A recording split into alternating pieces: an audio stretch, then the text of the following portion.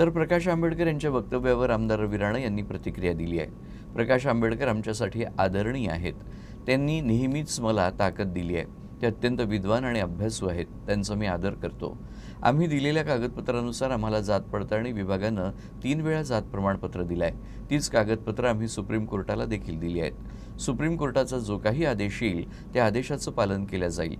तरीही प्रकाश आंबेडकर यांना काहीही वाटलं असेल तर त्यांनी मला केव्हाही बोलवावं। माझं काही चुकलं असेल तर त्यांनी माझे कान पकडावे। त्यांच्या आदेशाचं मी पालनच करेल, असं रवी राणा यांनी म्हटलं आहे। या ठिकाणी जेवढे काही पुरावे आहेत त्या पुराव्याच्या आधारावर सगळं म्हणणं आमचं ऐकून घेतलं, क्लोज फॉर ऑर्डर केली। सुप्रीम कोर्टाचा जो काही आदेश येईल त्या आदेशाचं कडेकोट पालन केलं जाईल। पण आम्हाला विश्वास आहे की 300 वर्षाचा इतिहास, मी सुद्धा तेव्हा पैदा झालो नाही, प्रकाश आंबेडकर साहेबांचाही जन्म झाला नव्हता।